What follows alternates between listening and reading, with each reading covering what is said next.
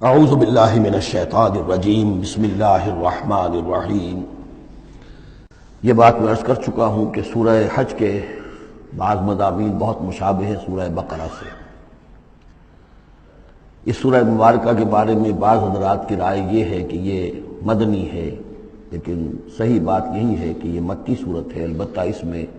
کچھ آیات ایسی ہیں کہ جو مدنی بھی ان کو قرار دیا جا سکتا ہے، اور ایک روایت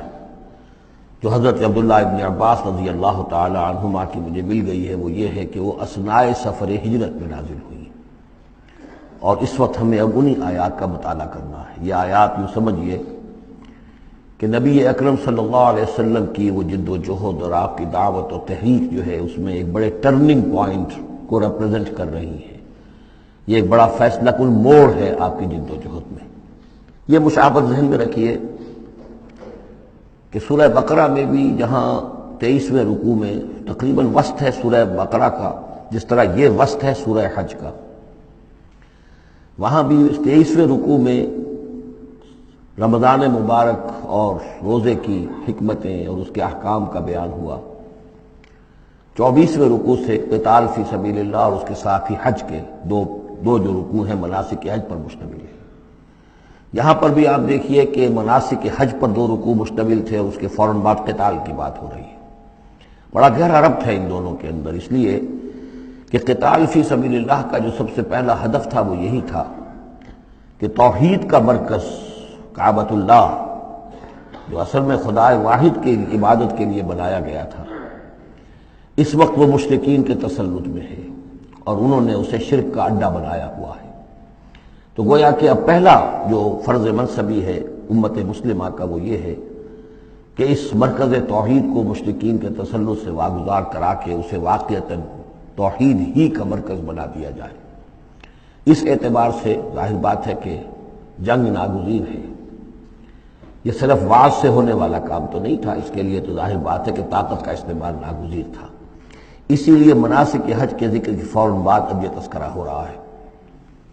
یہ آیات میرے خیال میں اثناء سفر ہجرت میں نازل ہوئی۔ فرمایا ان اللہ یدافع عن الذین آمنوا، اللہ تعالیٰ مدافعت کرے گا اہل ایمان کی طرف سے۔ یعنی اب جو نیا دور شروع ہو رہا ہے جس میں کہ عام کانفلکٹ ہوگا، مسلح تصادم ہوگا، تو مسلمان اور اہل ایمان اپنے آپ کو اکیلا نہ سمجھے، بلکہ ان کی پشت پر اللہ ہے۔ ان کی طرف سے دفاع کرنے کے لیے اللہ تعالیٰ جو ہے وہ ان کی نصرت فرمائے گا۔ ان اللہ یدافع عن الذین آمنوا ان اللہ لا یحب کل خوان کفور، اللہ تعالیٰ کو بالکل پسند نہیں ہے یہ لوگ جو بہت خیانت کرنے والے ہیں اور ناشکرے ہیں۔ یہ کون ہیں؟ یہ قریش مکہ کہ جنہوں نے ایک طرف خیانت کی انتہا کر دی کہ توحید کے مرکز کو شرک کا اڈا بنا دیا۔ یہ امانت ہے ان کے پاس حضرت اسماعیل اور حضرت ابراہیم علیہ السلام کی، اور یہ تو اس لیے تعبیر کیا گیا تھا ربنا لیقیموا الصلاۃ، اور حضرت ابراہیم نے دعا کی تھی وجنبنی وبنی ان نعبد الاصنام،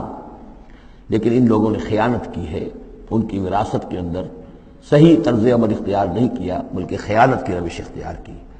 اور کفور ہیں، بہت ناشکرے ہیں، اس لیے کہ اس گھر کی وجہ سے انہیں یہ حیثیت حاصل ہے کہ یہ مرکزی شہر بنا ہوا ہے پورے جزیرہ نما عرب کا۔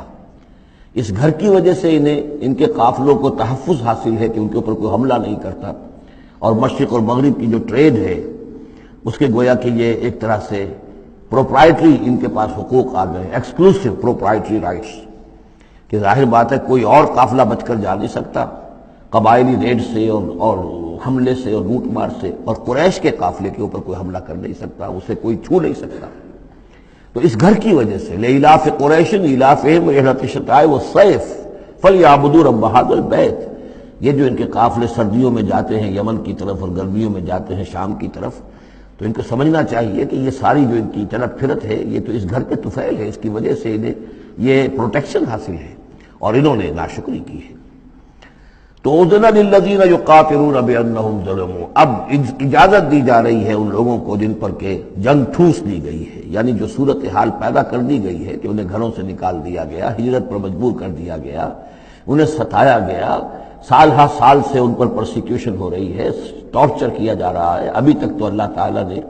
ان کو ہاتھ روکے رکھنے کا حکم دیا ہوا تھا، کفو ایدیکم،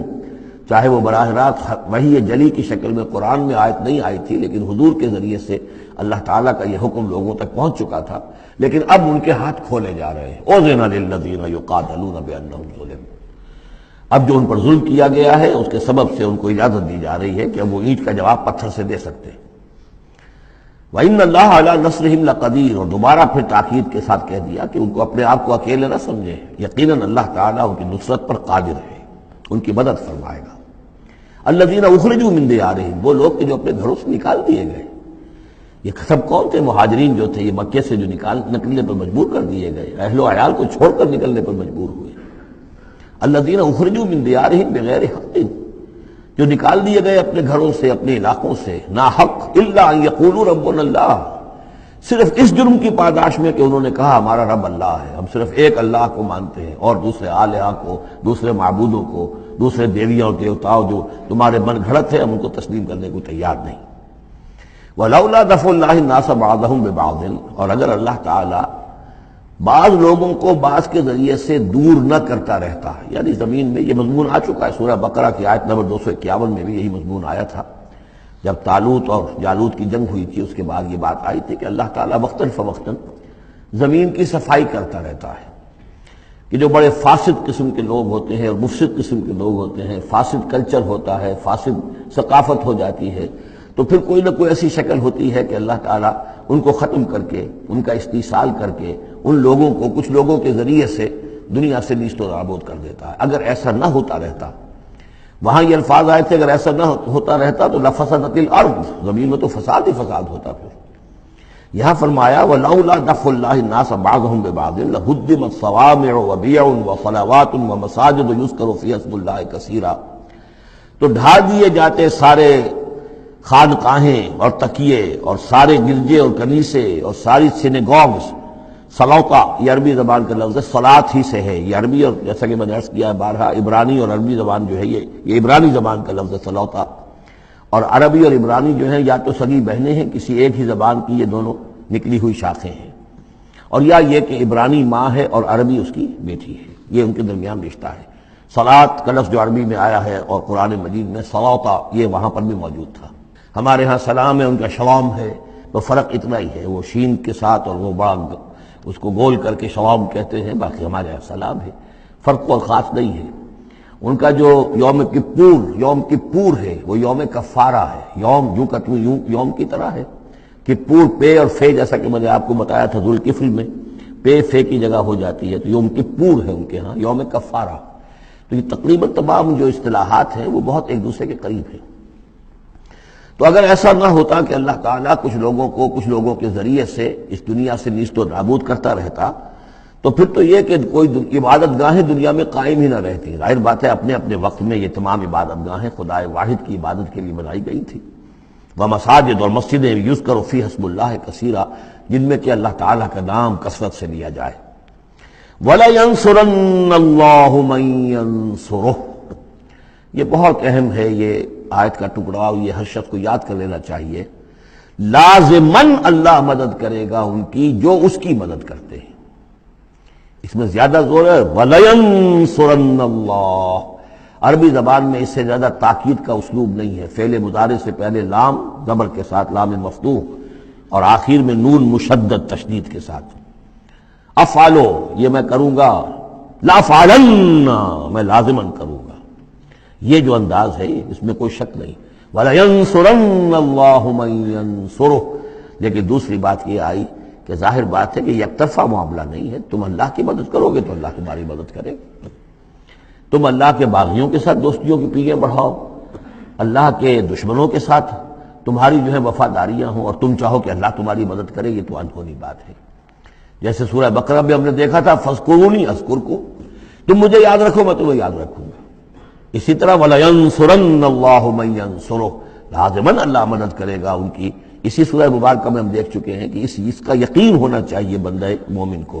اور یہ یقین اس کا بہت بڑا سہارا بنتا ہے، اس کے صبر کا اور ثبات کا اور استقامت کا۔ ورنہ یہ کہ اگر اس یقین، اس اللہ کی مدد کی امید کی رسی کو وہ کاٹ دے تو پھر اس کے لیے کوئی سہارا نہیں رہے گا۔